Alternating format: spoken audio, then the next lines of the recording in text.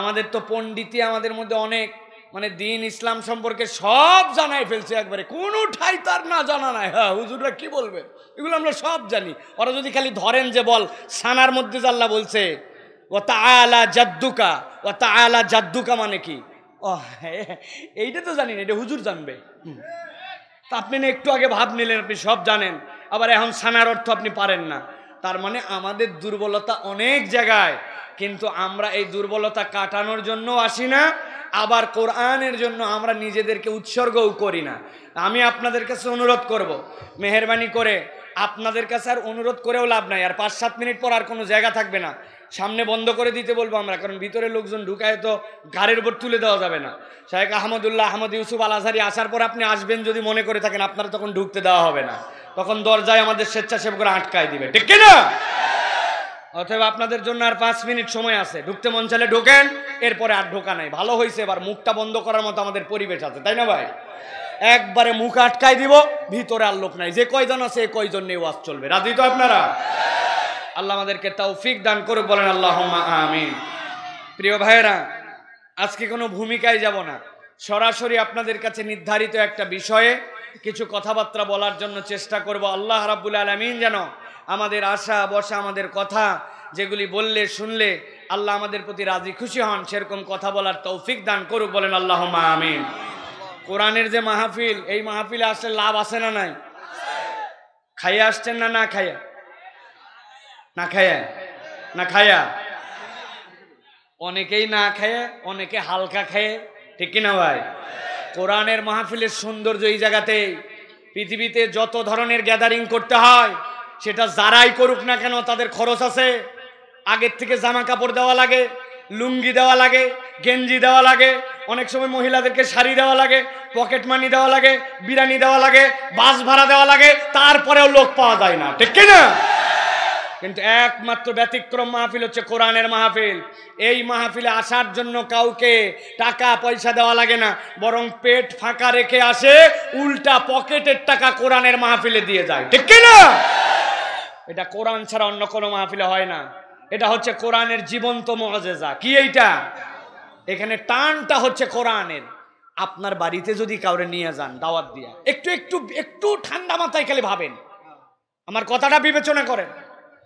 একজনরে আপনার বাড়িতে নিয়ে গেছেন, যাওয়ার পরে আপনার বাড়িতে সোফা আছে, চেয়ার আছে, মোড়া আছে, কিন্তু আপনি কোনোটা না দিয়ে একটা সুন্দর করে সিমেন্টের বস্তা দিয়ে বলছেন এর মধ্যে বসো। ও কি করবে? ওই সময় যদি ভদ্র হয়, যদি বসেও কথার কথা, কিন্তু ভিতরে কসলায় কসলায়, আরে তুই আমার ইজ্জত বুঝলি না, তুই আমার ইজ্জত বুঝলি না, তুই সোফায় চেয়ারে কোনো জায়গায় না বসায়া তুই সিমেন্টের বস্তার উপর বসাইছিস। বাড়িতে এসে বলবে এই ব্যাককলটা এমন ব্যাককল, আমি তো কোনোদিন ওর বাড়িতে যাবই না, ব্যাটারে ওসিয়ত করে গেলাম বাইসে থাকতে তুইও কোনোদিন ওর বাড়িতে যাবি না, ঠিক কিনা? বুঝে বলেন ঠিক কিনা? যারা ঠিক বলতেছেন তারা কি বুঝছেন যে আপনারা এই জায়গায় আসার পরে আপনাদের সুন্দর জামা কাপড়, নিজেদের অবস্থান, স্ট্যাটাস সবগুলোকে উপেক্ষা করে ওই সিমেন্টের বস্তার থেকেও খারাপ বস্তার উপরে বসছেন, একবারও মাথার মধ্যে কোনো প্রেস্টিজ ইজ্জত কিছুই বিবেচনা করে নাই, কারণ সে এখানে বসছে কোরআন শোনার জন্য। কোরআনের ময়দান ছাড়া কোনো জায়গায় এইভাবে বসানো সম্ভব নয়, ঠিক কিনা? এটাই কোরআন, বিউটি অফ কোরআন। কোরআন দিয়ে পৃথিবীকে ঠান্ডা করা যায়, এটার প্রমাণ নিতে চাইলে কোরআনের মাহফিলে আসা লাগবে। মক্কা শরীফে আপনাদের কাছে বলেছি 30 লক্ষ লোক যেদিন 7 জিলহজ, 30 লক্ষ লোক ওই দিন হারামের পাশ দিয়ে থাকে, 30 লাখ, কারণ 8 তারিখে সবাই হজে যাবে। 30 লাখ লোক, এই 30 লাখ লোকের কথাবার্তা সাদা কালো, উঁচু নিচু, বড় ছোট, হই হই হই হই, কেমনে এরা থামবে? মনে হয় এদেরকে থামানো সম্ভব নয়। হঠাৎ করে মাগরিবের সময় ওই 30 লক্ষ লোক কম বেশি উপস্থিত আছে, মুয়াজ্জিন সাহেব আজান দেয়, আল্লাহু আকবার, আল্লাহু আকবার। মুয়াজ্জিন আজান শেষ করছে, লোক তো আরো বেশি পেরেশান, যেটা বাথরুমে আছে ওর টার্গেট বাইরে হওয়া লাগবে, যেটা বাইরে সিরিয়াল আছে ওর টার্গেট ভিতরে ঢোকা লাগবে, যেটা অজুখানায় আছে কাতার ধরা লাগবে, যেটার অজু নাই অজু করা লাগবে। আরে হুটা পাটি, কত লোক? মিনিমাম, ম্যাক্সিমাম আরো আছে। হঠাৎ করে 5-7 মিনিট পরে মুয়াজ্জিন ইকামত দিছে, আল্লাহু আকবার আল্লাহু আকবার আল্লাহু আকবার আল্লাহু আকবার আশহাদু আল্লা ইলাহা ইল্লাল্লাহ আশহাদু আন্না মুহাম্মাদার রাসূলুল্লাহ হাইয়া আলাস সালাহ হাইয়া আলাল ফালাহ قد قامت الصلاة قد قامت الصلاة الله أكبر لا إله إلا الله ইমাম সাহেব আসছে, সৌ ইতাদিলু আকিমু, কাতার সোজা করো, কাঁধে কাঁধ মিলাও, আল্লাহু আকবার। এই যে আল্লাহু আকবার বলছে, সাথে সাথে মুকাব্বির তার সাথে সবাই যেন শুনতে পায় দ্বিগুণ শব্দে আল্লাহু আকবার। ইমাম সাহেব নামাজে দাঁড়ায় গেছে, 5 সেকেন্ড সানা পড়ছে, এরপরে সূরা ফাতিহা শুরু, আলহামদুলিল্লাহি রাব্বিল আলামিন আর রহমানির রহিম মালিকি ইয়াউমিদ্দিন ইয়াকা না'বুদু ওয়া ইয়াকা নাস্তাঈন। এই পড়তে পড়তে পড়তে সূরা ফাতিহা শেষ।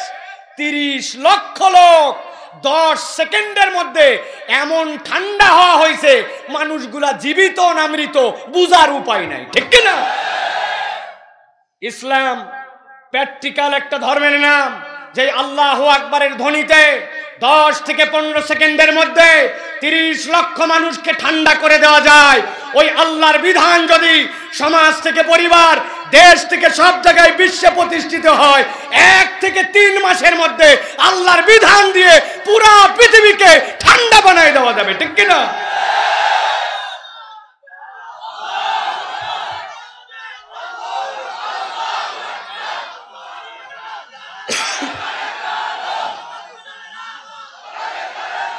আলহামদুলিল্লাহ বলেন, আলহামদুলিল্লাহ।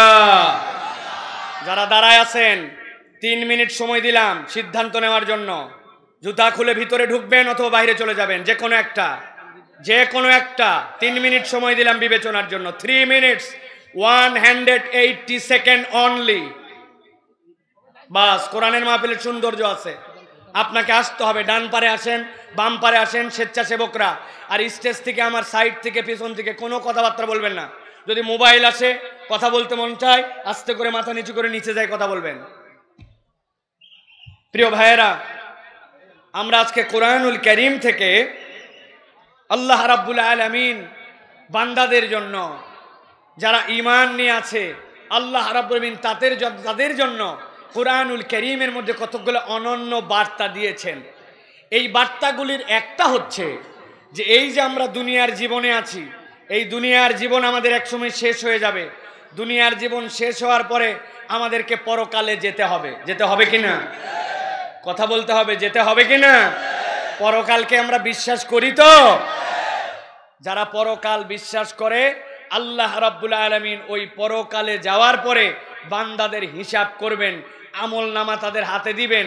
দেওয়ার পরে কতকগুলা বান্দাদের জন্য জান্নাত আর কতকগুলা বান্দাদের জন্য জাহান্নাম।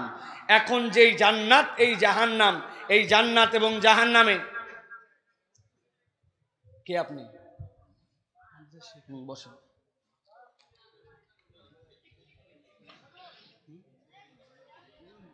জান্নাত এবং জাহান্নামে যখন বান্দারা যাবে, জান্নাতে যাওয়ার পরে সে স্থায়ীভাবে জান্নাতে যাবে। আর যদি কাফের হয়ে, মুশরিক হয়ে, ইমানের যদি তার সাথে সম্পদ না থাকে, তাহলে সে যাবে জাহান্নামে। এখন যেই মানুষেরা জাহান্নামে যাবে, এই জাহান্নামে যাওয়ার পরে ওই জাহান্নামের ভিতর থেকে এই মানুষগুলো ওই দিন কতকগুলো আর্তনাদ করবে আর কতকগুলো আল্লাহর কাছে ফরিয়াদ করবে। আমি জিজ্ঞাসা করব, উত্তর দিবেন। জান্নাত এবং জাহান্নামে যেতে হবে, এই দিবস কি কায়েম হয়ে গেছে? কিয়ামতের ময়দান কি কায়েম হয়ে গেছে? জান্নাতীরা কি জান্নাতে চলে গেছে? জাহান্নামীরা কি জাহান্নামে চলে গেছে? তাহলে জাহান্নামে যাওয়ার পরে জাহান্নামীরা কি ফরিয়াদ করবে, এটা আল্লাহ রাব্বুল আলামিন কেন আপনাকে আমাকে জানালেন? আল্লাহ রাব্বুল আলামিন নিজের যতগুলা পরিচয় দিয়েছেন, আল্লাহর সবচেয়ে বড় পরিচয় আল্লাহর জাতের নামের পরে আল্লাহর সবচেয়ে বড় পরিচয়, সবচেয়ে দামি পরিচয় হচ্ছে আল্লাহ বান্দাদের জন্য রহমান। আল্লাহ বান্দাদের জন্য এমন দয়াবান, এমন মেহেরবান।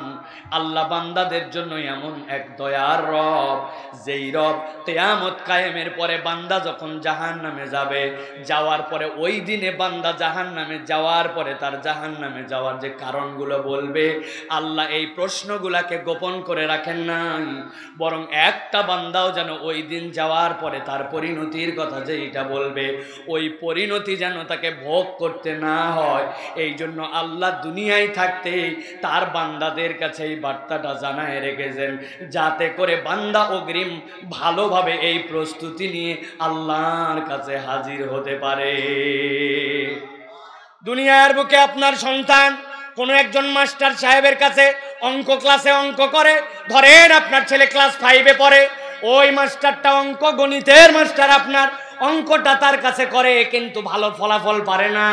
তারপরে শুনেছে তার বাপ ওই মাস্টার সাহেবই কোচিং করায় আপনার এলাকায়, তারে বলছে ঠিক আছে তুই ওই কোচিং ওই মাস্টার সাহেবের কাছে ভর্তি হয়ে যা। ওই ছাত্র কোচিংয়েও ভর্তি হয়েছে, তারপরেও মাথা অত দুর্বল সবল নয়, এই জন্য ওই কোচিং থেকেও ভালো রেজাল্ট করতে পারে না। এই জন্য ওই বাপ চিন্তা করছে তারে বাড়িতে হাউস টিউটর হিসাবে রাখবে। যেই শিক্ষকের কাছে ক্লাসে পড়ে ওই শিক্ষকের কাছে এসে কোচিংয়ে পড়ে, আবার ওই শিক্ষক এসে তাকে বাড়িতে পড়ায়। এখন যেই স্যার এত তার বাড়ির এত দহরম মহরম এত গণিতের টিচার, বার্ষিক পরীক্ষার আগ দিয়ে ওই ছাত্র যেইটারে উনি কোচিং করায়, যেইটাতে ক্লাসে পড়ায়, যেইটাতে বাড়িতে এসে পড়ায়, ওই টিচারের কাছে ছাত্র যে বলতেছে আপনি তো আমার কাছের মানুষ স্যার, কোচিংও করান প্রাইভেটও পড়ান, অতএব মেহেরবানি করে এই পরীক্ষায় যে 10টা অঙ্ক আসবে এই 10টা অঙ্ক একটু আমারে জানায় দেন। আপনাদের রায়পুর অঞ্চলের কোনো গণিতের স্যার যদি নীতিবান হয় তাহলে তার ছাত্রকে কি প্রশ্নপত্র ফাঁস করে দিবে? কথা বলেন, দিবে?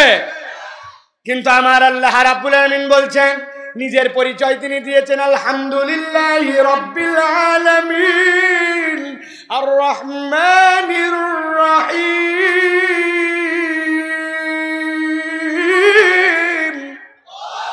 আমার আল্লাহ বলছেন দুনিয়ার মানুষ ভালো করে বুঝে নাও, আমি তোমার রহমান রব। তোমার রহমানের অনেক কথা অনেক বর্ণনা আছে, অনেক মুফাসসির বলছেন আল্লাহর জাতের নাম হচ্ছে আল্লাহ, আর আল্লাহর জাতের আরেকটা নাম হচ্ছে রহমান। তিনি রহমান এই কারণে ওই কিয়ামতের দিনে যাওয়ার পরে বান্দা যেইগুলা জায়গায় আটকায় যাবে, আল্লাহ চাইলে তার পুরস্কারটা অনেক বড় ছিল, এই জন্য এই প্রশ্নগুলা না বলে দিতেও পারতেন, কিন্তু আল্লাহ প্রশ্ন ফাঁস করিয়েছেন, একজন প্রশিক্ষক পাঠিয়েছেন, প্রশিক্ষকের প্রতিনিধি পাঠিয়েছেন, কিয়ামত পর্যন্ত চর্চা করতেই থাকো, যাতে করে একটা বান্দাও ওই দিন যাওয়ার পরে আল্লাহর জাহান্নামে যাওয়া না লাগে। আল্লাহু আকবার। আজকে আমরা জাহান্নামে যাওয়ার পরে জাহান্নামীরা যে 5 ধরনের আল্লাহর কাছে ফরিয়াদ দিবে এবং তাদের যে কারণ জানাবে, যেইগুলো আল্লাহ রাব্বুল আলামিন কোরআনুল কারীমের মধ্যে অগ্রিম উল্লেখ করে দিয়েছেন, এরকম 5টা পয়েন্ট থেকে আমরা আমাদের জীবন শুধরানোর জন্য কিছু কথা শুনবো। রাজি আছেন আপনারা? আছেন আপনারা? আল্লাহ রাব্বুল আলামিন 1 নম্বরে বলছেন, ও দুনিয়ার মানুষ, যেদিন কিয়ামতের ময়দান কায়েম হওয়ার পরে বিচার ফয়সালা হয়ে যাবে, যাওয়ার পরে যখন মানুষদেরকে জাহান্নামের দিকে নিয়ে যাওয়া হবে, এরপরে জাহান্নামে যাওয়ার পরে জাহান্নামীরা একটা আফসোস করবে, একটা ফরিয়াদ করবে। আল্লাহ রাব্বুল আলামিন সূরা আনফালের মধ্যে বলছেন, ওয়ালাউ তারা ইযু কিফু আলান নার ফাকালু ইয়া লাইতানা নুরাদ্দু ওয়ালা নুকাযযিবা বিআয়াতি রাব্বিনা।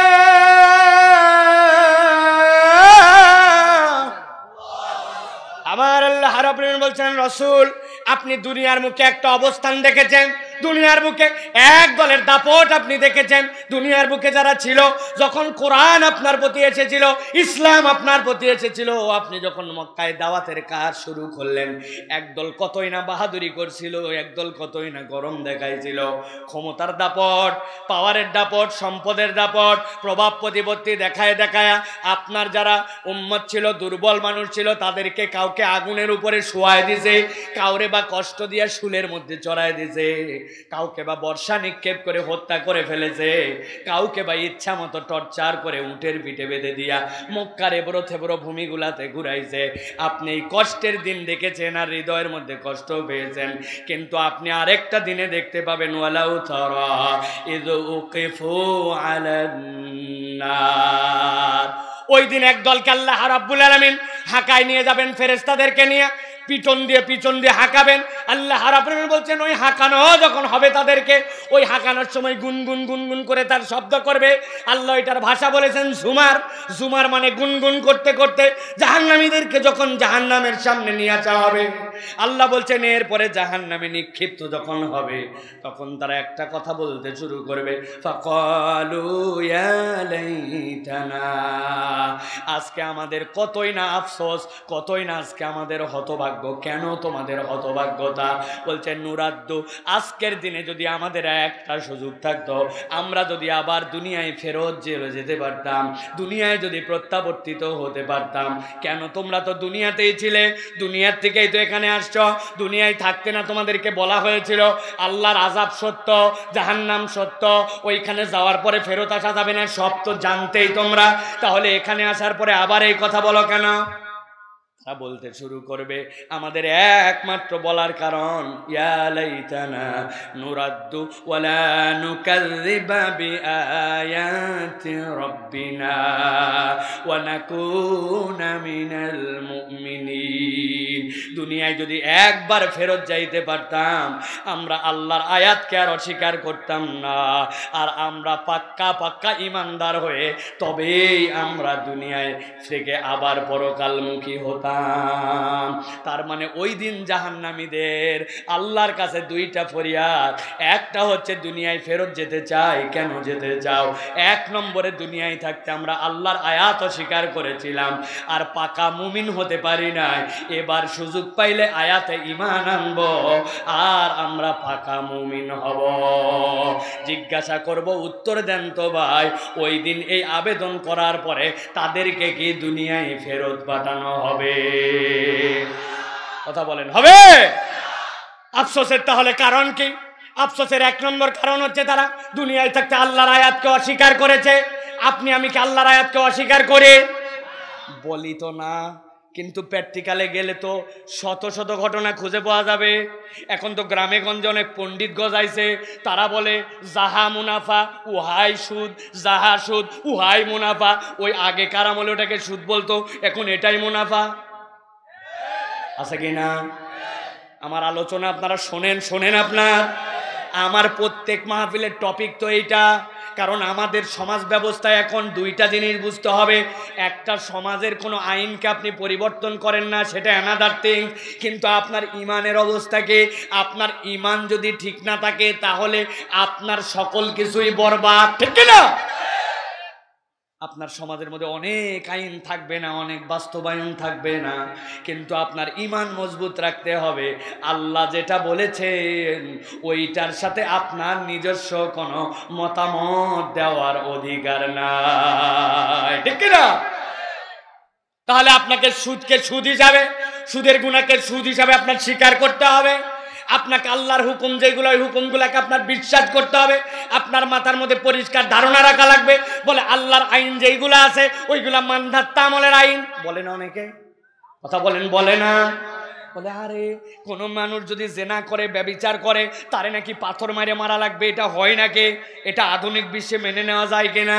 এটাকে আমাদের মাথার মধ্যে কুলায় নাকি? বলে কিনা? আমি আপনার কাছে ছোট্ট একটা উদাহরণ দিই, 1 মিনিটের মধ্যে বুঝেন। ধরেন আপনার একটা বোন, ওই বোনকে আল্লাহ মাফ করুক কেউ বা কাহারা ধরে নিয়ে চলে গেছে, যাওয়ার পরে সারা রাত তার সাথে বর্বরিত আচরণ করেছে, নির্যাতন করেছে, তার ইজ্জত লুণ্ঠন করেছে। সকালবেলা তাকে উদ্ধার করে নিয়ে আসা হয়েছে। আপনি তার বড় ভাই, আপনার বয়স 21 বছর, আপনার মাথা ঠিক নাই। হঠাৎ করে দুপুরের দিকে 4-5 জন লোক মিলে 3টা ছেলেরে ধরে নিয়ে আসছে। বলছে ওই জায়গায় সিসি ক্যামেরা ছিল, চেহারা দেখে স্পষ্ট প্রমাণিত হয়েছে হাতে নাতে এই 3 জনই তোমার বোনের সাথে অসামাজিক কাজ করছে। এই যে তোমার সামনে দেওয়া হলো, তোমার যা মন চাই করো। আপনি বুকে হাত দিয়ে বলেন, আপনারা যদি বলে যা মন চাই করো, আপনি যদি ভাই হয়ে থাকেন তার, আপনি কি করবেন? আপনি বলবেন আমার ফাঁসি হয় হোক, আমার যা হয় হোক, হাতে একটা বটি দাও, এই তিনটা ধরের থেকে কল্লা নামায়া দুনিয়ার থেকে বিদায় করে আমি মরব। কথা বলতে হবে। কেন কেন এই কথা বলবেন আপনি? আপনি না আধুনিক জামানার মানুষ, আপনি না আপডেটেড জেনারেশনের মানুষ, আপনি না উত্তম করে বুঝাবেন? থাক, ছোট মানুষ তো ওরা বুঝে নাই, বড় হলে ঠিক হয়ে যাবে, ওদেরকে এখন ছেড়ে দাও, একটু ঠান্ডা পানি খাওয়াও, বলবেন না? ভালো করে বিবেচনায় নেন, আপনি কথা বলবেন না। আপনি আপনার বোনের পক্ষ থেকে সর্বোচ্চ শোধ নেওয়ার চেষ্টা করবেন। আল্লাহ বলছেন তুমি তোমার বোনের ক্ষেত্রে আসলে তোমার মাথা গরম হয়ে তুমি এই সিদ্ধান্ত নিতে কুণ্ঠিত হও না। আর আমি আল্লাহ আমার যে বিধান দিলাম, আমার বিধান কেবল তোমার বোনের জন্য নয়, সারা পৃথিবীর সকল নারীর ইজ্জতের জন্য। অতএব আমার বিধান আমি কেন দিয়েছি এইটা নিয়ে কোনো গোলামের প্রশ্ন করার অধিকার না। ঠিক কি না? আল্লাহ রাব্বুল আলামিন এই জন্য বলছেন, ওই দিন যাওয়ার পরে তারা কিন্তু প্রথম কথা বলবে, ফাকালু ইয়া লাইতানা নুরাদ্দু ওয়ালা নুকাযযিবা বিআয়াতি রাব্বিনা ওয়া নাকুনা মিনাল মুমিনিন।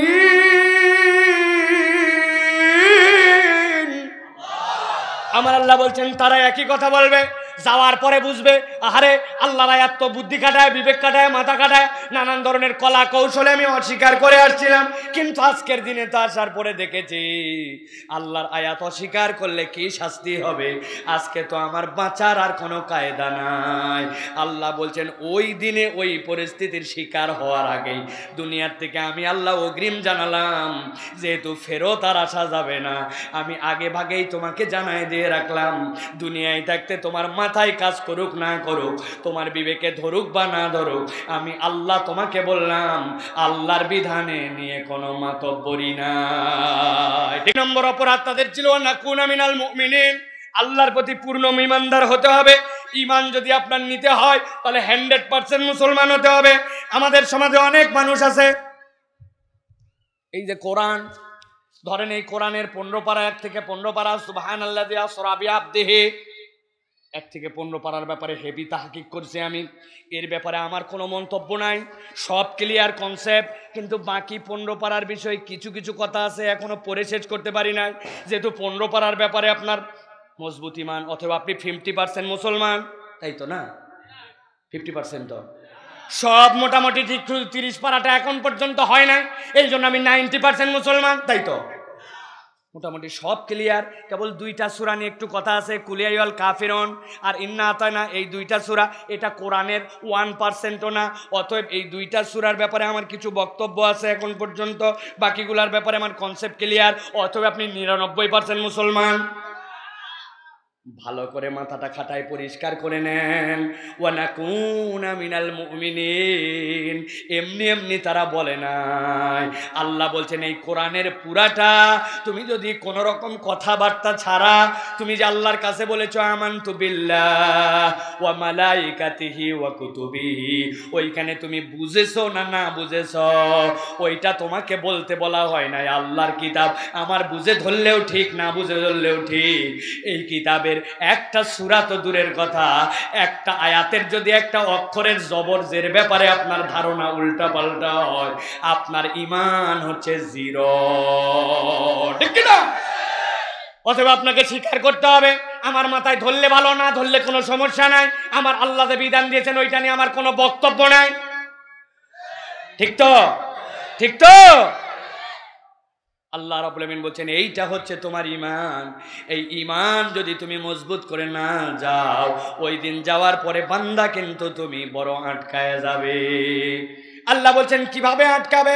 আল্লাহ অন্য আয়াতের মধ্যে বলছেন রব্বানা বসারনা ওয়া সামি'না ফারজি'না না'মাল সালিহান ইন্না মুকিনুন।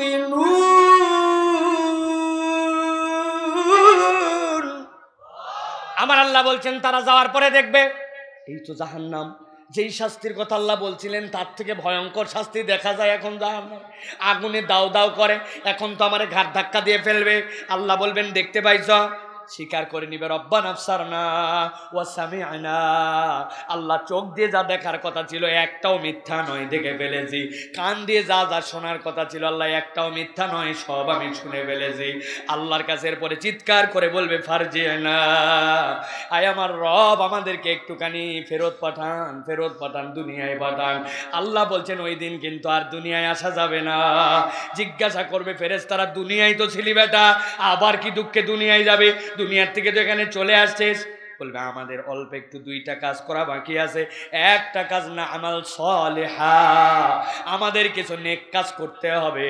আর 2 নম্বর ইন্না মুকিনুন, আমরা এরপরে আমাদের ইমানের ভিত্তিটাকে আরেকটু মজবুত করে আসব। ও আমার তরুণ, আমার যুবক, বিবেক খাটায় বুদ্ধি খাটায় বলো তো ভাই, ওই দিন যাওয়ার পরে কিয়ামতে এই কথা বলার পরে কি দ্বিতীয়বার আবার দুনিয়ায় আসা যাবে ভাই? আর আসা যাবে না। আল্লাহ বলছেন কিন্তু আমি অগ্রিম জানায় রাখলাম, তুমি যেন বিপদে পড়ো না। এই আয়াতের ফান্ডের থেকে তুমি যদি বিপদ মুক্ত হতে যাও, তাহলে দুনিয়ায় তোমার জীবনে কিছু আমল আল্লাহর জন্য করে যাও, ঠিক না? কত কিছুই তো করলাম আমরা ভাই, কত কিছু করলাম, কিন্তু আমরা একটু আমলের বুঝ নিজের জীবনে আনলাম না। অথচ আমল কোনো কঠিন বিষয় নয়, আমল একটা অভ্যাসের বিষয়। আপনি যদি আপনার পরিবারের জন্য বাজারও করেন, তো ইসলাম যে নিয়ম নীতিমালা দিয়েছে, ওই নীতিমালার মধ্যে বাজার করলে আপনার বাজার করা একটা আমল। আপনি বাড়ির থেকে ডান পা দিয়ে বেরোইছেন, বিসমিল্লাহ বলে বেরোইছেন, বিসমিল্লাহি তাওয়াক্কালতু আলাল্লাহ বলে বেরিয়েছেন, পথে যার সাথে দেখা হয়েছে সালাম দিয়েছেন, ডান হাতে ব্যাগটা নিয়ে গিয়েছেন, কাস্টমারের সাথে অন্য কেউ বাজারে কথা বলতেছে, আপনি ঘাড়ের উপর দিয়ে যাইয়া মাছটা পছন্দ হয়েছে দেখে টাকার গরম দিয়ে তার উপর দিয়ে কথা দিয়ে ওইটা কেনাকাটা করেন নাই। ইসলামের রুলস অ্যান্ড ম্যানার মেনে আপনি বাজার করেছেন, হালাল সম্পদ দিয়ে বাজার করেছেন। বাড়ির থেকে বেরিয়ে বাজারে গেছেন, বাজার থেকে বাড়িতে আসেন, পুরাটা সময় আপনার আমল নামায় ইবাদত লেখা হয়েছে। সুবহানাল্লাহ। আল্লাহ রাব্বুল আমিন এইটা বলছেন না আমাল সালিহা, তাহলে আপনাকে নেক আমল করতে হবে। এই নেক আমল যদি আমরা করে না যাই, ওইখানে যাওয়ার পরে আপনার আমার আটকায় যেতে হবে। আর আল্লাহর প্রতি যদি বিশ্বাসের ভিত্তি যদি মজবুত করে না যায়, আপনার আমার ওই দিন আর বাঁচার কায়দা থাকবে না। তাহলে এই 2 আয়াত থেকে আমরা 3টা বিষয় শিখলাম। একটা হচ্ছে আমাদের আমল বাড়াতে হবে, আমাদের দুনিয়ার জীবনে আমাদের আমলকারী হতে হবে। আল্লাহর আয়াত বুঝে না বুঝে যেমনে হোক কোনোভাবেই যেন অস্বীকারী না হয়ে যায়, এই ঈমান মজবুত করতে হবে। আর 3 নম্বর, ঈমানদার হিসাবে, মুমিন হিসাবে আল্লাহ রাব্বুল আমিনের দেওয়া নীতিমালা অনুযায়ী আপনার ঈমানের উপরে অটল অবিচল থাকতে হবে। এই 3 গুণ নিয়ে যদি কবরে যায়, মিজানের পাল্লায় হিসাবের পরে আল্লাহ রাব্বুল আলামিন ওই বান্দাদের জন্য আর কোনো দুশ্চিন্তা দিবেন না, তারা আর আফসোসকারী হবে না, তারা সরাসরি জান্নাতে চলে যাবে। সুবহানাল্লাহ। এবার চলেন আমরা 2 নম্বর আয়াতে কারিমার মধ্যে যাই। আল্লাহ রাব্বুল আমিন বলছেন, ওই জাহান্নামে যাওয়ার পরে জাহান্নামীরা সবচেয়ে বড় আফসোস যে বিষয় নিয়ে করবে, আল্লাহ রাব্বুল আমিন বলছেন জাহান্নামীরা জাহান্নামে যাওয়ার পরে ইসলামের মৌলিক বিধিবিধানের ব্যাপারে তাদের ধারণা দুর্বল ছিল। ইসলামের মৌলিক মূলনীতির মধ্যে 3টা বিষয়। 1 নম্বর আল্লাহর একত্ববাদে বিশ্বাস, 2 নম্বর রিসালাতে বিশ্বাস, 3 নম্বর আখিরাতে বিশ্বাস। বলেন 1 নম্বর কে? আল্লাহর একত্ববাদে বিশ্বাস। বলেন 1 নম্বর কি? আল্লাহর একত্ববাদে বিশ্বাস। 2 নম্বরে মুহাম্মদ সাল্লাল্লাহু আলাইহি ওয়াসাল্লামের রিসালাতে বিশ্বাস। কি? 3 নম্বরে আপনার জন্য আখিরাতে বিশ্বাস। এই 3টা বিশ্বাসের উপরে বাকি সব কার্যক্রম তার জীবনে। কিন্তু একদল জাহান্নামে যাওয়ার পরে আল্লাহ সূরা কাহফের মধ্যে বলছেন, তারা চিৎকার করে আল্লাহর কাছে একটা কথা বলবে। কি কথা? আল্লাহ বলছেন তারা বলতে শুরু করবে, ওয়া ইয়াকুলু ইয়া লাইতানি লাম উশরিক বিরাব্বি আহাদা।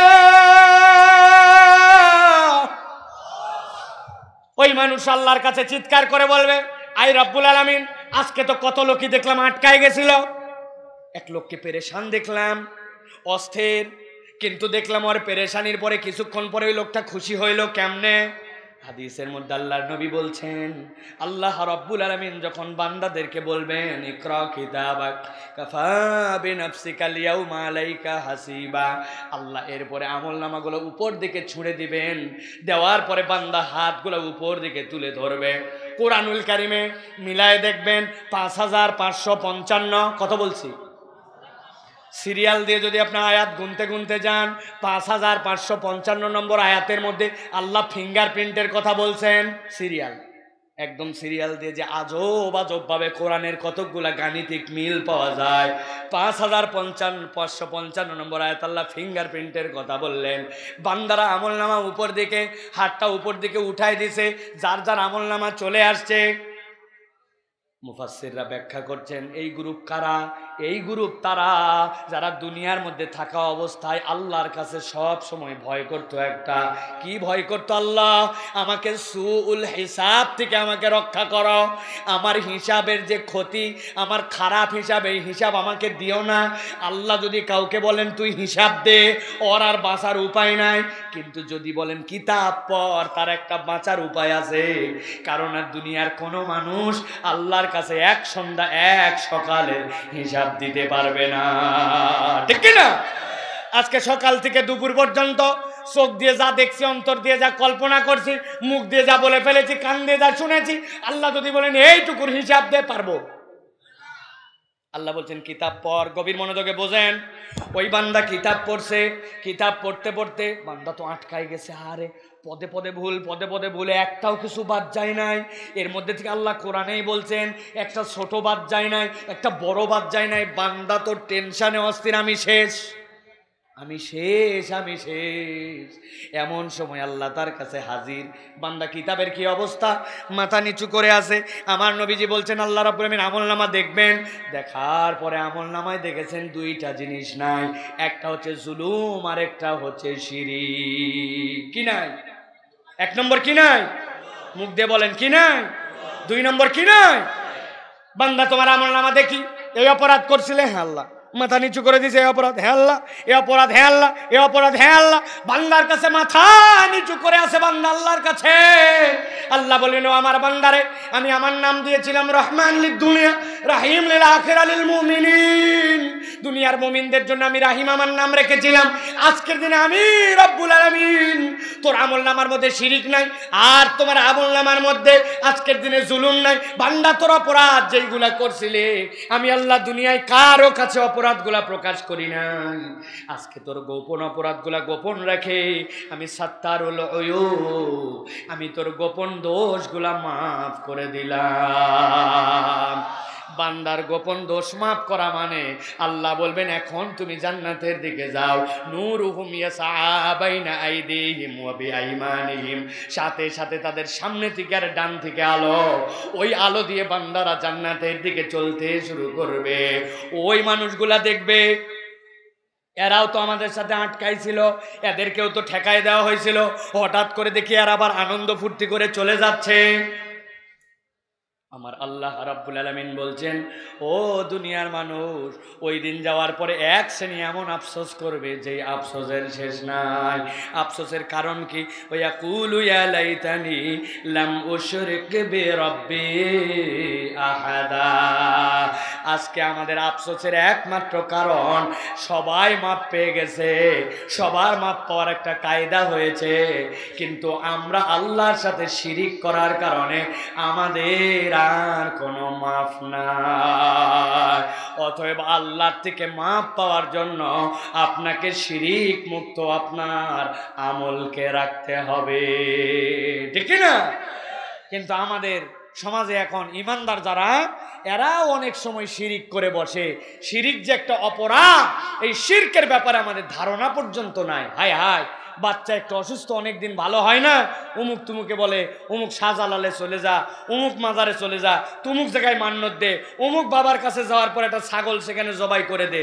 ও বেচারি জানেই না যে এইগুলার দ্বারা তার ঈমান চলে যেতে পারে। জিজ্ঞাসা করবে ভাই, এক ছাগল মাজারে কুরবানি দিলে, জবাই দিলে ঈমান আবার যায় কেমনে? জিজ্ঞাসা করবেন তাকে। অমুক বাবা তুমুক বাবা কি তোকে ভালো করতে পারে? বলে না না। তো যাও কেন? বলে উনি আল্লাহর বড় ওলি, উনি করতে পারে না, কিন্তু উনার কাছে একটু চাইলে, উনার কাছে একটু মান্নত দিলে উনি খুশি হয়। উনি খুশি হলে আল্লাহকে বলে দেয়, আল্লাহ দেয়, খালি ওই বাবার মাধ্যম দিয়ে দেয়। আপনার যদি এই ইমান থাকে, আপনার ইমান আর আবু জাহেলের ইমানের মধ্যে মৌলিক কোনো পার্থক্য নাই। না বুঝে বলছেন ঠিক, অনেকেই বুঝেও বলছেন না বুঝে, যারা তাদের জন্য বুঝতেই ভালো করে খেয়াল করেন। নবীজি সাল্লাল্লাহু আলাইহি সাল্লাম আবু জেহেল উতবা সাইবাকে যে জিজ্ঞাসা করলেন, মান খালাকাস সামাওয়াতি ওয়াল আরদ মাইয়ারযুকুকুম মিনাস সামাই ওয়াল আরদ, তোরে জীবন দিছে কে, মারছে কে, খাওয়াই কে, মারে কে, তোর রিজিক দেয় কে, চোখ দেয় কে? আবু জেহেলরা চিল্লাই বলছে সায়াকুলুন আল্লাহ, আল্লাহ খাওয়ায়, আল্লাহ মারে, আল্লাহ চোখ দেয়, আল্লাহ শোনায়। লাতুজ্জামানাতের কাছে যে তোমরা যাও দেখে, ও এইটা তুমি এই জন্য জিজ্ঞাসা করছো, আসো তোমার ধারণা ক্লিয়ার করি। নাউজুবিল্লাহ বলেন। নবীজির ধারণা পরিষ্কার করতেছে আল্লাহ কোরআনে, সেটা সূরা জুমারের মধ্যে উল্লেখ করছেন। আল্লাহ বলছেন ওদেরকে জিজ্ঞাসা করলে ওরা বলে লিয়াতাকাররাবুনা ইলাল্লাহি যুলফা। লাতুজ্জামানাতের কিচ্ছু করার নাই, কিন্তু ওরা কেউ ফেরেশতার প্রতিকৃতি, কেউ বা ইব্রাহিমের, কেউ বা ইসহাকের, কেউ বা ইসমাইলের, আল্লাহর বড় বড় ব্যক্তিত্বের প্রতিকৃতি। ওরা জীবনও দেয় না, মারেও না, খাওয়ায় না, কিন্তু আমরা ওদের কাছে এই জন্য যাই, ওদের কাছে মান্নত দিলে, ওদেরকে দুধ দিয়ে গোসল করালে, ওদের নামে কোনো পশু কুরবানি দিলে ওরা খুশি হয়। ওরা খুশি হলে আল্লাহকে খুশি হন। আল্লাহ দেয়, কিন্তু ওই বাবার মাধ্যম দিয়ে দেয়, ওই মূর্তির মাধ্যম দিয়ে দেয়। আল্লাহ বলছেন ওয়া হুম মুশরিকুন, এই ঈমান রাখার কারণে তারা সবাই মুশরিক। এখন আপনার এত বড় দাড়ি, এত বড় জুব্বা, নামাজ কালাম সবই পড়েন, কিন্তু অমুক বাবা তুমুক বাবা, পীর আউলিয়া বুজুর্গ, তাদের মাধ্যম দিয়ে কিছু হয়, তাদেরকে কিছু দিলে আল্লাহ শোনে। এই রকম ঈমান যদি আপনার থাকে, আল্লাহর ইবাদতের মধ্যে যদি আপনি কোনো ওসিলা বানায় ফেলেন, আপনার ঈমান আর আবু জেহেলের ঈমানে পার্থক্য নাই। ঠিক না? আমার আল্লাহ রাব্বুল আলামিন এই কথাই বলছেন, দুনিয়ার মানুষ ভালো করে বুঝে নাও। ওয়া ইয়াকুলু ইয়া লাইতানি লাম উশরিক বিরাব্বি আহাদা,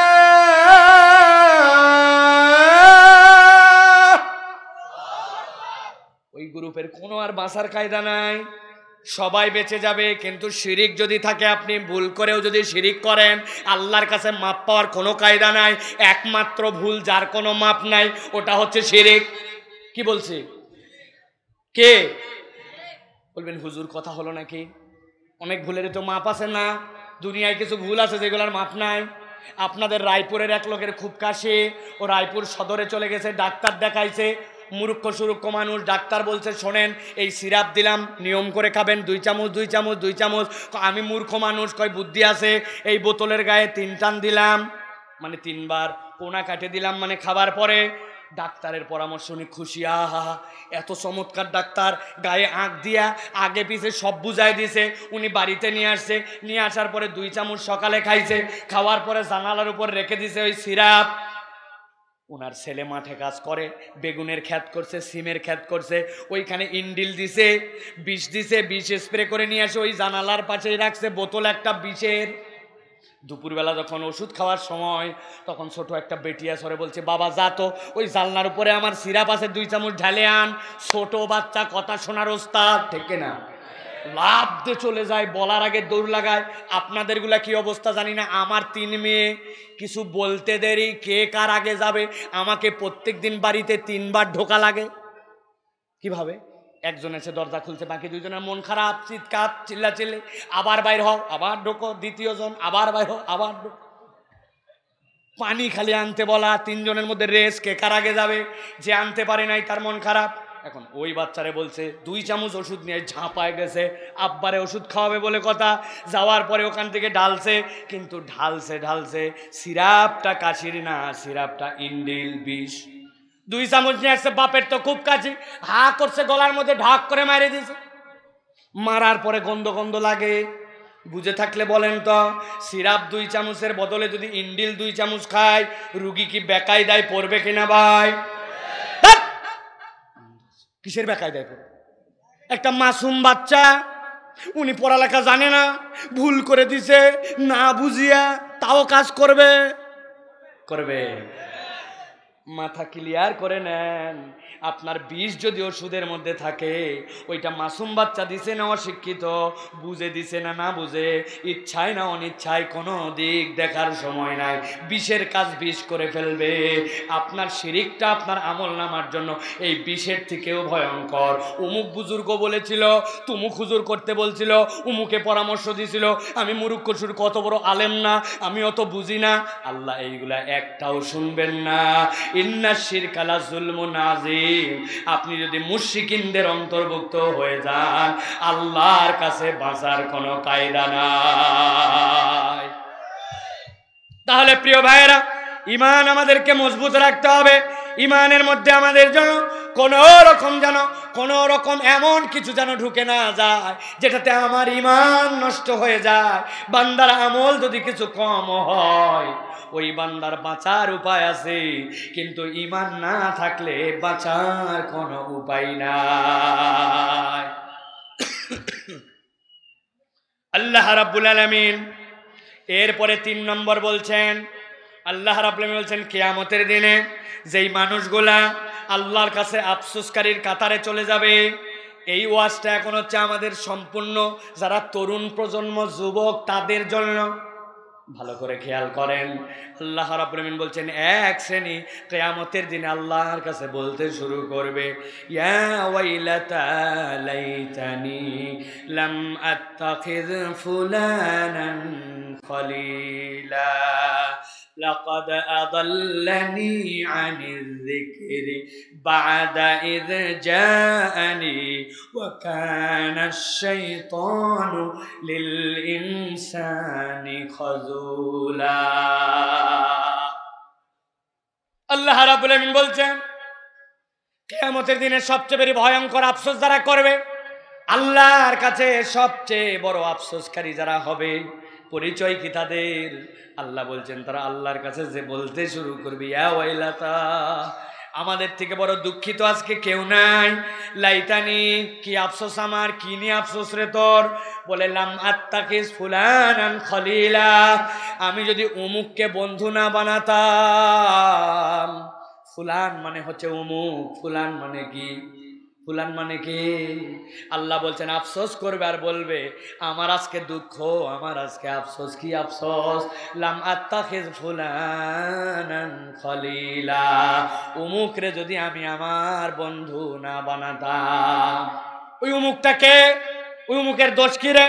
এত আফসোস যে করতেছিস, উমুকটা তোরে কি করছিল? আল্লাহ রাব্বুল আলামিন নাম দেন নাই। উমুকের তালিকায় দেখেন তো আপনার আমার নাম আছে নাকি শূন্যস্থানে? ছোটবেলায় শূন্যস্থান পূরণ করছি না আমরা?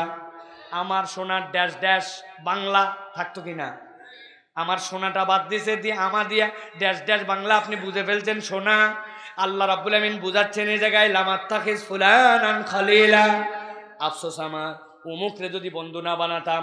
আল্লাহ বলছেন উমুকটা কে? আল্লাহ বলছেন দেখো তো, উমুকের নাম বলি নাই কিন্তু উমুকের গুণ বলে দিয়েছি, তুমি চিনতে পারো নাকি? এই তালিকার মধ্যে তুমি আসো নাকি? আল্লাহ বলছেন উমুকের কি দোষ ছিল? লাকাদ আদাল্লানি আনিয যিকির, ওই উমুকটার দোষ হচ্ছে সে আমাকে আল্লাহর কিতাব থেকে বিভ্রান্ত করেছিল। আল্লাহর কিতাবের দিকে আমি চলতে শুরু করেছিলাম, কিন্তু ওই বন্ধুর কারণে আল্লাহর কিতাব থেকে আমাকে সরে আসতে হয়েছিল, আল্লাহর স্মরণ থেকে আমাকে সরে আসতে হয়েছিল।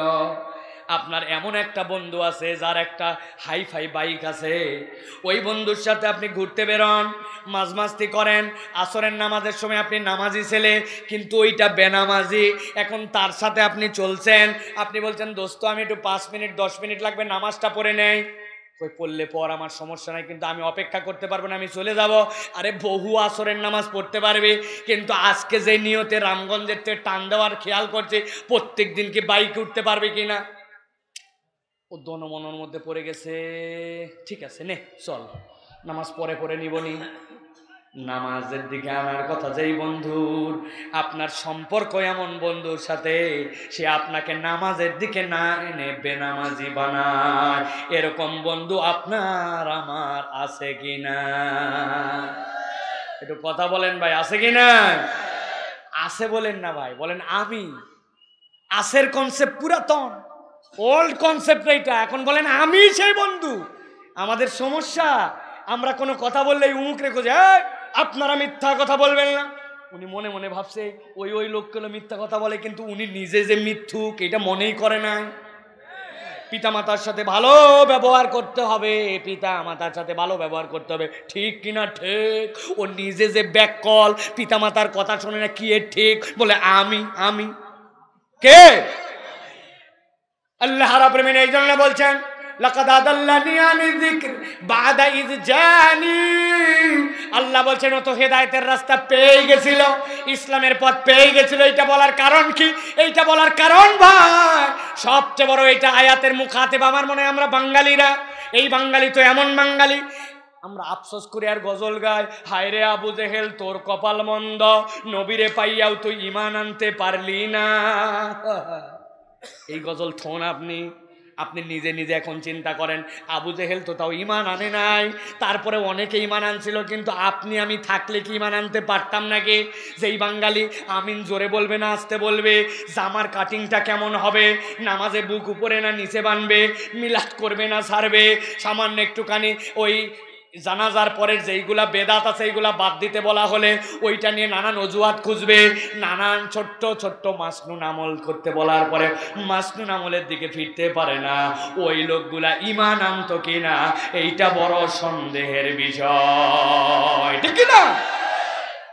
টুটাফাটা বিষয় আপনি এখন পর্যন্ত মিলতাল করতে পারেন না, নবীর সুন্নতে আসতে পারেন না, আর আপনি আমি ঈমান চলে আনতাম, এরকম বিষয় কিনা? আল্লাহ এই জন্য বলছেন ওই মানুষগুলা যাদেরকে আমি রব্বুল আমিন ঈমানের রাস্তা দিয়েই দিয়েছিলাম, বাদা ইয জানি, কোরআন এবং তার বিধান, ঈমান এবং তার পয়গামটা পেয়ে গেছিল, কিন্তু তার কতকগুলা বন্ধু এমন ছিল যেই বন্ধুর খপ্পরে পড়ে সে ঈমানের রাস্তা থেকে দূরে চলে গেছে।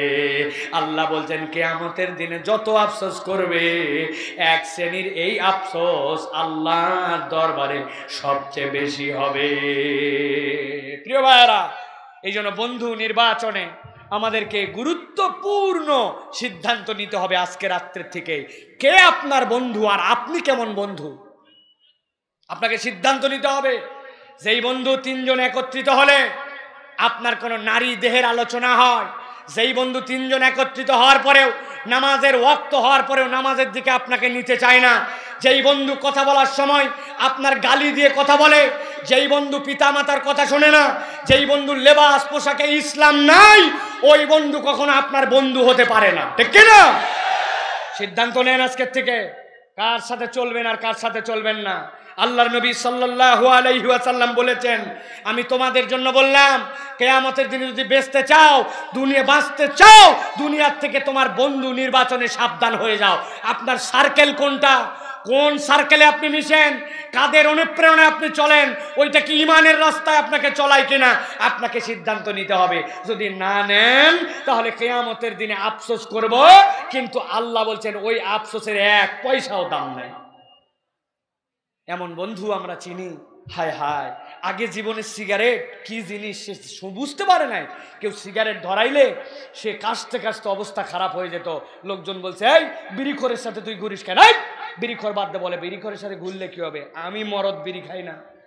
একদিন, 2 দিন, 3 দিন, 10 দিন পরে ওই বন্ধুই সিগারেট কিনছে, আর এই বন্ধু দূর থেকে বলছে আমি কিন্তু ফার্স্ট কল। কয় নম্বর কল? যারা বিড়ি খায় তারা বুঝবেন যে কয় নম্বর কল দিলে কি বুঝায় এর দ্বারা। কয় তুই বিড়ি খাইছিস, এরপরে ওই মোথাতে আমার মুখ সবার আগে যাবে। যেই বন্ধু বিড়ি খাইতো না, বিড়িখোরের সাথে ঘুরে বিড়িখোর হয়েছে, কয়দিন পর ইয়াবাখোর হয়েছে, কয়দিন পর গাঁজাখোর হয়েছে, এরপরে সমাজের জন্য পরিবারের জন্য ফিতনার কারণ হয়েছে। এটা খুঁজে দেখতে হবে না, ডান বামে একটু নজর বড় করে দেখেন, এইরকম অসংখ্য যুবক সঙ্গ দোষে নষ্ট হয়ে গেছে। আছে না ভাই, আছে না? আছে। মাহফিলে ওয়াজ শুনে দাঁড়িয়ে রাখছে এত বড়, ওই বন্ধু বলছে আরে তুই কি মোল্লা হয়ে গেলি নাকি? ও চিন্তা করছে রে এত বড় সাংঘাতিক খোঁচা দিল। দোকানে যায় বলছে একবার নিচ দিয়ে টান দিবেন আর একবার উপর দিয়ে ডবল টান। যে দাড়িটা তার কুরবানি করে দিছে ওই বন্ধু। অথচ ওই বন্ধু যদি আপনার এরকম হতো যে ইসলাম বুঝে, দিন বুঝে, সে আপনারে বলতো, চল দোস্ত, তোরে আজকে হোটেলে পেট ভরে খাওয়াবো, তুই আল্লাহর নবীর সুন্নত আজকের থেকে রেখে দিয়েছিস, আমার দোস্ত তো তুই রে, কলিজাতে টেনে তারে খাওয়ানোর জন্য নিয়ে যেত।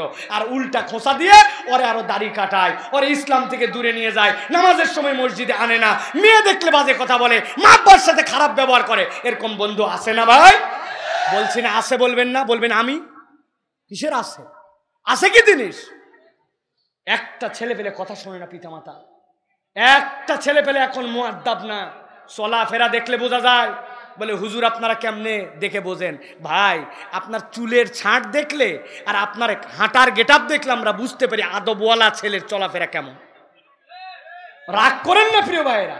আগে পিতা মাতা সন্তানকে ভয়, সন্তান পিতা মাতাকে ভয় করত, আর এখন সন্তানকে দেখে পিতা মাতা ভয় করে।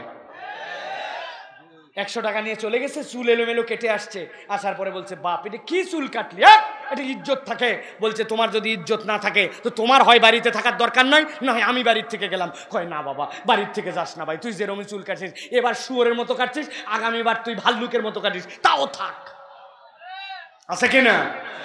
সন্ধ্যার পরে মা ফোন দিছে, আব্বারে কই আসিস? সন্ধ্যার পর বাইরে থাকতে হয় না, চলে, আমি বড় হয়েছি, কখন আসতে হবে না হবে আমার জানা আছে, বেশি কথা বললে কিন্তু আজকে রাত্রে বাড়িতেই ফিরবো না। কয় না, তোর যখন মন চায় তাও বাড়িতে আসিস না, জানি এরকম না হয়, তুই আসিস যখন মন চায়, আমি আর ফোন দিব না বাবা। কে বলতেছে এই কথা? মা বাবা। আপনি জানেন না, আপনি হয়তো মনে করতেছেন কিছুই বলতেছে না, কিন্তু এই যে মনের মধ্যে একটু কষ্ট পাইছে, কামড় দিয়ে উঠছে, হৃদয়টা দুঃখ পেয়েছে, আপনার তকদির পচে যাওয়ার জন্য, দুনিয়াতে লজ্জিত হওয়ার জন্য, কবরে যাওয়ার আগে লাঞ্ছিত হওয়ার জন্য পিতামাতার এইটুকু বদদোয়া আপনার জন্য যথেষ্ট হবে। ঠিক কিনা? লেখা নেন আপনি, আমি বলে গেলাম, লেখা নেন আপনি। দুনিয়াতে আপনার পিতামাতাকে যদি কষ্ট দেন, জোরে করে কথা বলেন, বেয়াদবি করেন, আচরণ খারাপ করেন, দুনিয়াতে আল্লাহ আপনাকে লজ্জিত করবেই করবেই করবে। এটা আল্লাহ রাব্বুল আলামিনের কথা। বললেন কোথাতে দলিল পাইছেন? আপনি বলছেন আমি কথাবার্তা বললেই বাপ মায়ের সাথে খারাপ কথা বলা হয়, অতএব আজকের থেকে আমার মুখ বন্ধ, আমি আর কোনো কথাই বলবো না। বাড়িতে ঢুকে আল্লাহ বলছেন, ওয়া কুল্লাহুমা কওলান কারীমা। বান্দা তুই পিতামাতার সাথে কথা তো দাপট দিয়ে বলতে পারবি না, আবার এরকমও হবে না যে কল করে ফেলবি, সম্ভব না। আল্লাহ বলছেন, ওয়া কুল্লাহুমা কওলান কারীমা। বাপ মায়ের সাথে সম্মানজনক কথা বলতে হবে, সুন্দর করে কথা বলতে হবে। কোন সন্তান যদি পিতামাতার সাথে সুন্দর করে কথা বলে, আল্লাহ তার আমলনামায় এইটা একটা কবুল ইবাদত হিসাবে লিখে দিবে। নামাজে দাঁড়ায় গেছেন আপনি, 2 রাকাত নামাজ পড়তেছেন, 5 মিনিট লাগে, ভালো করে খেয়াল করেন, কথা আমার দিকে তাকান। 2 রাকাত নামাজ পড়ছেন আপনি, 5 মিনিট আপনার সময় লাগে। আপনি 2 রাকাত নামাজে কি কি পড়তেছেন? আপনি সানা পড়ছেন, সূরা ফাতিহা পড়ছেন, আল্লাহর জন্য সুবহানা রাব্বিয়াল আলা, সুবহানা রাব্বিয়াল আযীম, আপনি এই তাসবিহগুলা পড়ছেন, আর দুনিয়ার বুকে আল্লাহ রাব্বুল আলামিনের জন্য 2 রাকাত নামাজ পড়ছেন। আপনার আমলনামা ইবাদত করছেন, ইবাদত করছেন, ইবাদত করছেন, এইটা লেখা হয়। আর দুনিয়ায় কোনো একটা মানুষ যদি একবার আল্লাহ রাব্বুল আলামিনের হুকুম মেনে নিয়ে তার পিতামাতার সামনে যায়, যাওয়ার পরে তার পিতামাতার সামনে যাওয়ার পরে ওই মানুষটা পিতামাতার সাথে কথা বলতে শুরু করছে আল্লাহর নির্দেশ মেনে, মা আমি এখন একটু পড়তে যাচ্ছি, মা কোচিং শেষ করে আবার চলে আসবো, মা মা খাবারটা কি রান্না হয়ে গেছে, মা একটু ভাতটা দাও না, মা আব্বা আমার কয়টা টাকা লাগবে একটু দেন না, আব্বা আমার জন্য একটু কয়টা টাকা লাগবে। আপনি পিতার সাথে মায়ের সাথে এই যে কমল করে সুন্দর করে কথা বলেন, আল্লাহর এই আয়াতে কারিমা সাবেত করে আপনি যতক্ষণ পিতামাতার সাথে এরকম করে কথা বলেন, ফেরেশতা আমলনামায় লিখতেই থাকে, আমার বান্দা ইবাদত করতেছে, আমার বান্দা ইবাদত করতেছে, আমার বান্দা ইবাদত করতেছে। বাপ মায়ের সাথে সুন্দর করে কথা বলা আল্লাহর কাছে একটা কবুল ইবাদত। তাহলে বলেন প্রিয় ভাইয়েরা, যে আমাদের বন্ধু নির্বাচন আর আমাদের পিতামাতার সাথে আচরণ, এই দুইটা পরিবর্তন করা লাগবে কিনা ভাই? ভাই আর সময় নাই ভাই, আর সময় নাই। প্রত্যেক দিন নসিহত যাচ্ছে, বছরকে বছর মাহফিল পার হচ্ছে, কিন্তু আমরা দেখতে পাচ্ছি আমাদের সমাজে, আমাদের ইয়াং জেনারেশনে সভ্য মানুষের থেকে অসভ্য মানুষ বেড়ে যাচ্ছে ভাই।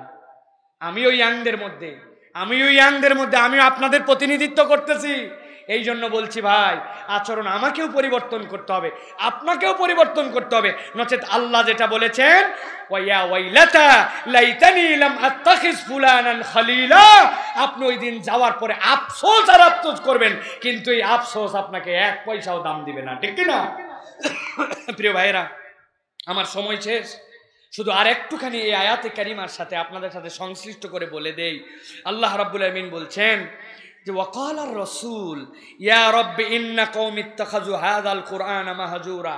অন্য কোন আফসোসে মুশরিকিন শিরিক করছে, আল্লাহর কাছে ধরা খেয়ে গেছে, ঈমান মজবুত করে যায় নাই, ধরা খেয়ে গেছে, আল্লাহর আয়াত অস্বীকার করছে, ধরা খেয়ে গেছে। এই মানুষগুলা বড় বেশি ধরা খাইছে তারা বারবার, কিন্তু আল্লাহ বলছেন ওই বিচারটা আল্লাহর সাথে। কিন্তু যারা বন্ধু নির্বাচনে ভুল করে গেছে, খারাপ সংস্পর্শে সমাজে চলেছে, আল্লাহ বলতেছেন আল্লাহ রসুল তাদের বিপক্ষে বাদী হবেন। আল্লাহ একবাদী, নবীজি একবাদী। নবীজি কি বলবেন? আল্লাহর কাছে বলবেন ওয়া ক্বালা রাসূল ইয়া রাব্বি ইন্না কওমি ইত্তাখাযু হাযাল কুরআনা মাহজুরা। আল্লাহ, এদেরকে কোরআন দিয়ে বারবার বোঝানো হয়েছে আল্লাহ যে তোমরা মদ মাদকতা ছেড়ে দাও, নেশা করো না, বাজের সংস্পর্শে মিশো না। নেশা শুরু হয় বিড়ি দিয়া, ঠিক না ভাই? কি দিয়া? আমি তো বলি ভাই, আগের বিড়িখোররা ভদ্র বিড়িখোর ছিল। হুজুর কেমন করে বিড়ি খাওয়া শিখছে? কি দিয়া? কেউ মোতা ফালায় দিছে, ওই মোতার অল্প একটু আগেই ফেলছে হয়তো, ওই মোতা চলতে চলতে ডানে বামে কেউ নাই, খুশ করে তুলে নিছে, নিয়ে এরপরে আগুন দিছে, দিয়ে সিপা চাপিতে যায়, মোতা টানা ধরছে। মোতা টানার পরে চিন্তা করছে বাড়িতে এসে তো ধরা খাই যাব, লেবুর পাতা খাইছে, তারপরে চকলেট খাইছে, খাইয়ে টাইয়ে বড় পেস্টিস চিন্তা, কেউ দেখলো কিনা কেউ। আর এখন ডাইরেক্ট যায় বলে গোল্লিফ সিগারেট দাও, বলছে এই গোল্লিফ কার জন্য? কয় আমার জন্য। কই তোর বয়স হয়েছে কি? বয়স হয়েছে কি না হয়েছে তোমার কাছে টাকা দিয়ে কিনতেছি, বাকি না, না হলে অন্য দোকানে গেলাম। দোকানদার চিন্তা করছে কাস্টমার হারায় লাভ কি, তুই খাবি তোর খা, দিয়ে দিছে আপনারে। ও এসে গল্লি ফুকায়, সিগারেট ফুকায়, পাশের মুরব্বীর এখন ওভাল লুক করে। কি লুক? দেখেই ফেলছে এটা সিগারেট খাচ্ছে, উনি চোখ ঘুরায় এরম করে চলে যাচ্ছে, আমি দেখি নাই। বিড়িখোর সাবধান হয় না, এখন যে দেখে তারে সাবধান হওয়া লাগে। এইটা মনে রাখবেন, এই আপনার সিগারেট খাওয়া মাদকতার শুরু, এখান থেকে আস্তে আস্তে করে বড় হবে। অতএব আমাদের সমাজে কোনো যুবক, কোনো পরিবেশে, কোনো আমাদের তরুণেরা সিগারেট তো দূরের কথা, এর আশপাশেও যাবে না। রাজি আছেন? রাজি আছেন? আপনারা যদি মজবুত হন, এলাকার প্রত্যেকটা মুদিখানার দোকানদার এই সিদ্ধান্ত নিতে বাধ্য হবে আপনার দোকানে তেল কিনবো না, চাল কিনবো না, ডাল কিনবো না, বিস্কুট কিনবো না। যদি আপনার দোকানে সিগারেট থাকে, সিগারেট নাই যে দোকানে লেখা থাকবে সিগারেট বিক্রি করা হয় না, আমি ওই দোকানের কাস্টমার হব। এটা যদি সামাজিক আন্দোলন দাঁড়ায়, তাহলে সিগারেট বন্ধ হবে, নেশা বন্ধ হবে, ঠিক কি না? আর আপনি যদি খালি উপর দিয়ে লিখে রাখেন সিগারেট খাওয়া, মাদক খাওয়া ক্ষতিকারক, ক্যান্সার হয়, ওই প্রজেক্টটা পর্যন্ত লস প্রজেক্ট, যেই টাকা দিয়ে লিখছেন ওই টাকা দিয়ে গরিবরে দান করলে সব হতো, ঠিক কিনা? অতএব প্রিয় ভাইয়েরা, আমাদেরকে এখান থেকে বাঁচতে হবে। আর রাসূলুল্লাহ সাল্লাল্লাহু আলাইহি ওয়াসাল্লাম কি বলবেন? যে তারা কোরআনকে এলোমেলোভাবে গ্রহণ করেছিল, কোরআনকে তারা খেল তামাশার বস্তু বানিয়েছিল। আল্লাহর আইন, আল্লাহর বিধান, কোরআন বারবার জানানো হয়েছে, কিন্তু মগজের মধ্যে ঢুকাই নাই। এই কান্দে ঢুকাই, ওই কান্দে বার করলে তাও তো কিছু সময় যায়, অন্তত ভিতর দিয়ে বাইর হলো, ও ঢুকাই নাই, এই ঝামেলার মধ্যেই যায় নাই। আমাদের চরিত্র যেন এরকম না হয়, আল্লাহ আমাদেরকে হেফাজত করে, বলেন আল্লাহুম্মা আমিন। প্রিয় ভাইয়েরা, আমাদের ওস্তাদে মহতারাম চলে আসছেন, আমার আর এক মিনিটও কথা বলা উচিত নয়। প্রিয় ভাইয়েরা, আমি আমার কথা এখানে শেষ করে দিচ্ছি। আমার যুবকেরা আমাকে 3টা প্রশ্ন দিছে, আমি 6 মিনিটের মধ্যে আমি কথা শেষ করে দেব। প্রিয় ভাইয়েরা, এই 3টা প্রশ্ন ইয়াংরা দিচ্ছে আমাদের, ওরা আমার সাথে দেখা হয়েছে, তারা জানাইছে। আমি এই 3টা প্রশ্নের উত্তর দিয়ে ইনশাল্লাহ এক্ষুনি নেমে যাচ্ছি। প্রিয় ভাইয়েরা, আব্দুল হক নামে এক ছেলে প্রশ্ন করেছেন যে শেখ, আমি আপনার ওয়াজ শুনি, আমার নাম আব্দুল হক, আমি খাতার উপরে, বইয়ের উপরে এই নাম লিখি, এটা আব্দুল হক যেহেতু আল্লাহর নাম, এই বইগুলো, এই খাতাগুলো যখন লেখা শেষ হয়ে যায় তখন তো আমি ফেলে দেই। অথবা ধরুন আমাদের বাড়িতে কোনো একটা বিয়ের কার্ড এসেছে, যে এই কার্ডের উপরে বিসমিল্লাহ লেখা আছে, এখন বিয়ের দাওয়াত শেষ হয়ে গেলে এই কার্ড তো আমরা ফেলে দেই, এগুলো কিভাবে ফেলবো? ফেলে দেওয়া কি জায়েজ হবে? চমৎকার একটা জিজ্ঞাসা। এই বিষয়ে আমাদের মৌলিক 2টি কথা। একটা কথা হচ্ছে আল্লাহ রাব্বুল আমিনের নাম আল্লাহর নিদর্শন, এইগুলাকে সম্মান করা মুমিনের লক্ষণ। আল্লাহ কোরআনুল কারীমের মধ্যে বলেছেন যারা আল্লাহর শাআয়ের এইগুলাকে সম্মান করে, আল্লাহ বলছেন এটা তাকওয়াল কুলুব, অন্তরে আল্লাহর ভয় আছে, এইটা বোঝা যায়। সুতরাং আল্লাহর নাম যেখানে থাকবে, কোরআন লেখা থাকবে, এইগুলো আমাদের সম্মান করতে হবে। দ্বিতীয় কথা হচ্ছে খাতার উপরে যেটা লেখা হয়েছে, এই খাতা তো আপনার কাজ শেষ, এখন কি করবেন? শেখ ওসাইমিন রহমতুল্লাহি আলাইহির কাছে এই বিষয়ে একটা সম্ভবত ফতোয়া পড়েছিলাম, জিজ্ঞাসা করা হয়েছিল, শেখ বিয়ের দাওয়াত নামার উপর কি বিসমিল্লাহ লেখা যাবে? উনি বলছেন হ্যাঁ, যেহেতু আল্লাহ নবী বলেছেন সকল কাজ শুরু করবে বিসমিল্লাহ দিয়ে, বিসমিল্লাহ লিখবে, কিন্তু এইটা ফেলার সময় তোমাকে সাবধানতা অবলম্বন করতে হবে। সাবধানতার তিনটা ধরন। এক নম্বর, বিসমিল্লাহর অংশটুকু আপনি মুছে দিবেন কলম দিয়ে। আব্দুল হক যে জায়গায় হক লেখা আছে ওইটুকু মুছে দিবেন। মুছে দেওয়ার পর যদি আপনার সম্ভব হয় এটা আপনি ওয়েস্টেজ করলেন। দুই নম্বর, যদি এইগুলা বিক্রি করতে হয় বা বাদ দিতে হয়, তাহলে যারা এইগুলা দিয়ে রিসাইকেল করে, কাগজ বানায়, অন্য কাজ করে, তাদের কাছে সম্মানজনকভাবে দিয়ে দিবেন। আর তিন নম্বর, যদি ফেলেই দিতে হয়, এই কাজ করা যাচ্ছে না, তাহলে এমনভাবে ফেলবেন যেটাতে অসম্মানজনক বুঝায় না। দুনিয়ার জাবরা জঙ্গল ময়লা ডাস্টবিনের মধ্যে নাপাক টাপাক আছে, ওর মধ্যে এরকম না। এই কাগজগুলো আলাদা পলিথিন করে এমন জায়গায় ফেললেন, এমন জায়গায় রাখলেন যেখান থেকে অন্যরা নিয়ে যাবে, অথবা এটা গার্বেজিং হবে, অথবা পানির মধ্যে চলে যাবে, এরকমভাবে আপনাকে সংরক্ষণ করতে হবে বা ফেলতে হবে। তবে মুদ্রা কথা মনে রাখতে হবে, এটা আপনার বিবেচনার উপর নির্ভরশীল। আল্লাহর নাম এবং যেখানে কোরআন বা এরকম কিছু লেখা থাকে, এটাকে আপনাকে সম্মান করতে হবে। আর বুদ্ধি খাটায় যে তিন প্রসেস বললাম, এই প্রসেসের মধ্যে আপনাকে এটা ওয়েস্ট বানাতে হবে। আশা করি আপনার উত্তর পেয়েছেন। তোফায়েল রায়পুর লিখেছেন, শায়েখ আহমদুল্লাহ কি আপনার বন্ধু? আপনারা উভয়েই কি আব্দুল্লাহ জাহাঙ্গীর রহমাহুল্লাহর ছাত্র? উনার সাথে আপনাকে যেভাবে দেখা যায় অন্য কারোর সাথে সেভাবে দেখা যায় না, এর কারণ কি? ভাই, শায়েখ আহমদুল্লাহ আমার বন্ধু মানুষ, কিন্তু তিনি আমাদের ওস্তাদ তুল্য। আলহামদুলিল্লাহ তিনি আমাদের শায়েখ, তার ছায়ায় আমরা আলহামদুলিল্লাহ চলাফেরা করি, যদিও সম্পর্কটা অত্যন্ত বন্ধুত্বপূর্ণ।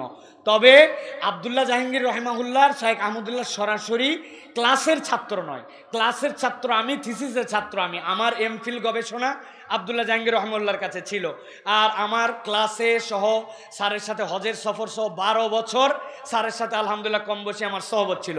4টা কোর্স স্যার আমাদেরকে পড়িয়েছেন আলহামদুলিল্লাহ। কিন্তু আব্দুল্লাহ জাহাঙ্গীর রহমাহুল্লাহর ছাত্র হিসাবে, আবার যদি বলি আমরা ভাব শিষ্য হিসাবে, তাহলে আমাদের শায়েখ আহমদুল্লাহ বাংলাদেশের সবচেয়ে বড় ভাব ছাত্র হচ্ছেন আব্দুল্লাহ জাহাঙ্গীর রহমাহুল্লাহ। যদিও ক্লাসের দর্শে সরাসরি পড়েন নাই। আর সবচেয়ে বড় সহবত শায়েখ যেটা পেয়েছেন, পিস টিভির আলোচনার সময় প্রায় 40 দিন, প্রায় 1 মাস একই সাথে শায়েখের খেদমতে, আব্দুল্লাহ জাহাঙ্গীর রহমাহুল্লাহর খেদমতে শায়েখ আহমদুল্লাহ ছিলেন।